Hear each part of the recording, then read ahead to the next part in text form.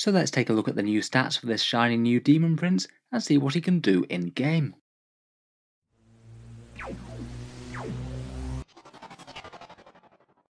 Hello and welcome back to Warspets Tactics, where today we're talking more Chaos. There's been rather a lot of news dropping out of Codex Chaos Space Marines due out next weekend, and it seems that a good chunk of datasheets from the Codex have leaked, though we don't have a full picture at the moment yet. One of the new models that's going to be appearing at some point is the Chaos Daemon Prince. The kit seems to have had a fairly good reception. It's got different heads for each of the Chaos Gods and a fairly decent amount of different war gear and aesthetics you can put on it. So I thought it would be interesting to take a look at what they've done with the rules for the new model. Overall, at least compared with the previous Heretic Astartes Daemon Prince, it does seem a fair bit cheaper, and despite having a points discount, it doesn't really seem to be any weaker either. So as previous, the Chaos Space Marine Daemon Prince is an HQ choice, 120 points where it was previously 150, but it's got an interesting thing locked into its ability, meaning that you must take a Mark of Chaos. They seem to cost 15 points, and these things basically give you the Chaos God keyword and one minor buff, which we'll go over in a second. They have renamed the datasheet as well. It's now renamed the Heretic Astartes Daemon Prince. They do seem to be naming them all slightly differently to keep the datasheets distinct. There do appear to be a fair few changes that have been ported over for things like the Death Guard and Thousand Suns ones, but a few things are different. In general though, dropping 15 points down from what it was previously is a pretty good start.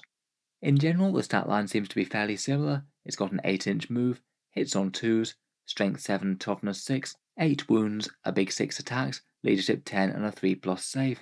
Compared with the previous incarnation, that one had 4 attacks, this one has 6, though most of the time it's really only going to be gaining 1 attack effectively, as you don't have Hateful Assault on this version. It does hit a bit harder than the Thousand Suns or Death Guard Demon Princes, both of those only had 5. Its saving throw is kind of interesting. The Death Guard Demon Prince had a 5+ invul save, the Thousand Suns one had a 4+, the Heretic Astartes one seems to be a mid-ground. It gets a 4+ invul save against ranged attacks and 5+ versus melee. Previously it only had a 5+ either way. Keywords wise, it has the sort of ones that you'd normally expect. It's a character monster that's a demon. It's got the new Traitoris Astartes keyword. You get to pick your legion, and you do gain one of the keywords of the Chaos Gods depending on which mark you picked. Perhaps the only interesting thing that it doesn't have is that the Demon Prince doesn't get the Demonkin keyword. That's one that a fair few abilities key off. This guy's just an out and out demon, so a fair few of those Master of Possession buffs won't work on a Demon Prince.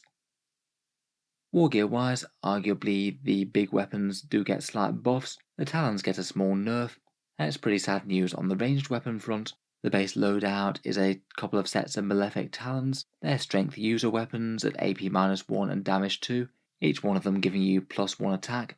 So I guess if you're armed with 2 sets of them you'd get 8, but that AP-1 and strength of 7 means that it is a bit underwhelming. I think just about everyone who takes a Demon Prince will want to upgrade either to the sword or axe. In the old datasheet, the Malefic Talons did used to be a bit better. They gained AP-2, which was quite nice.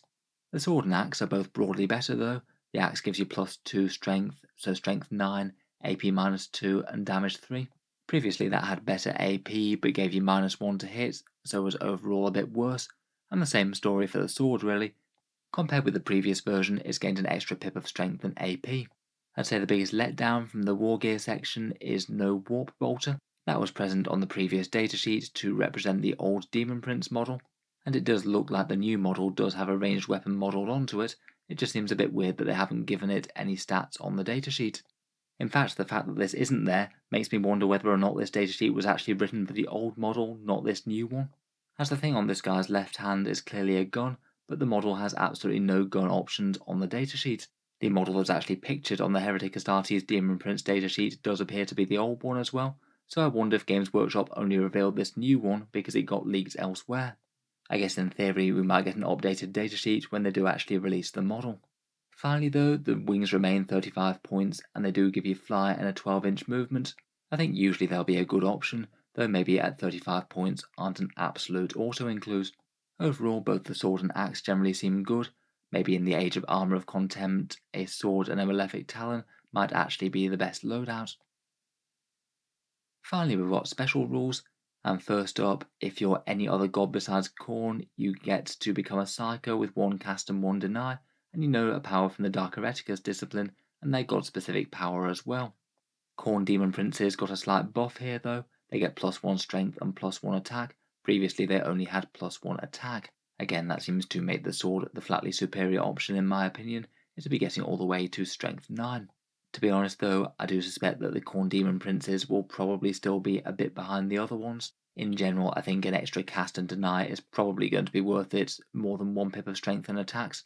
I guess that might depend on if Khorne has any other options though to buff their melee, say things like warlord traits and relics.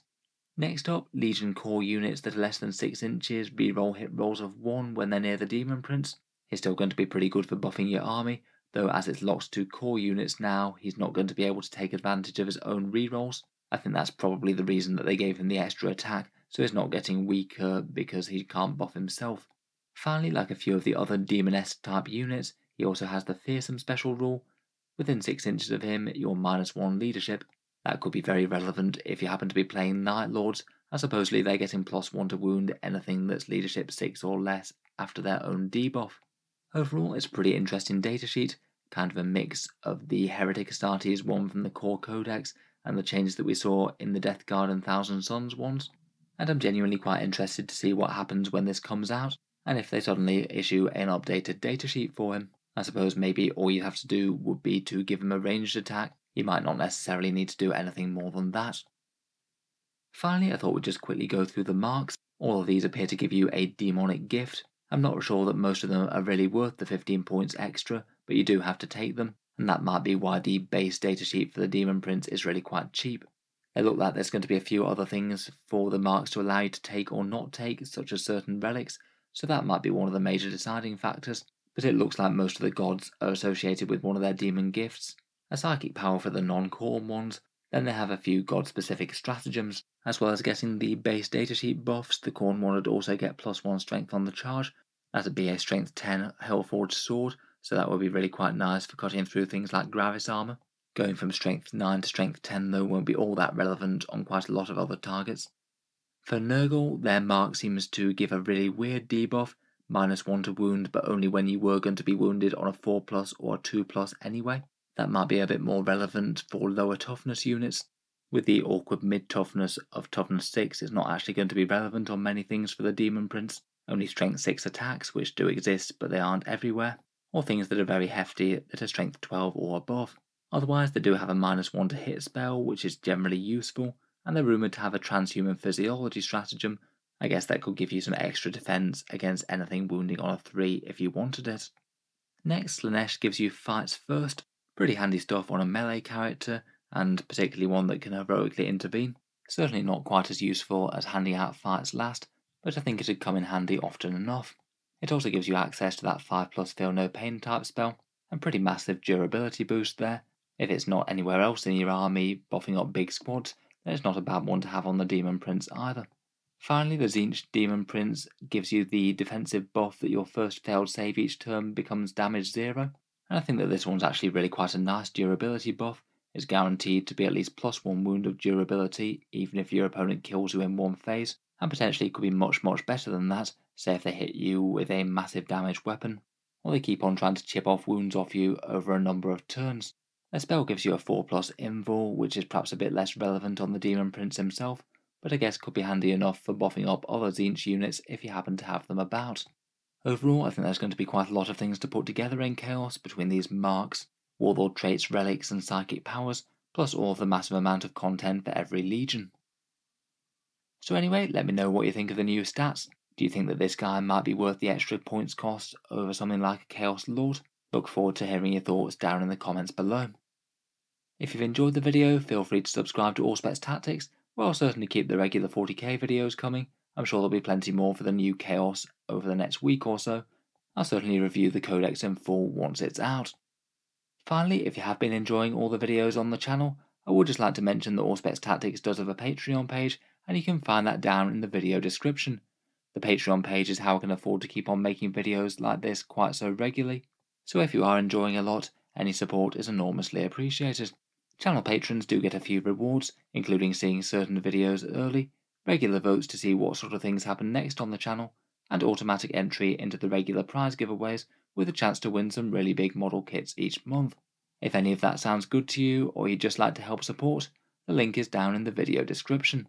In any case, a massive thank you for listening, and I'll hope to see you guys next time.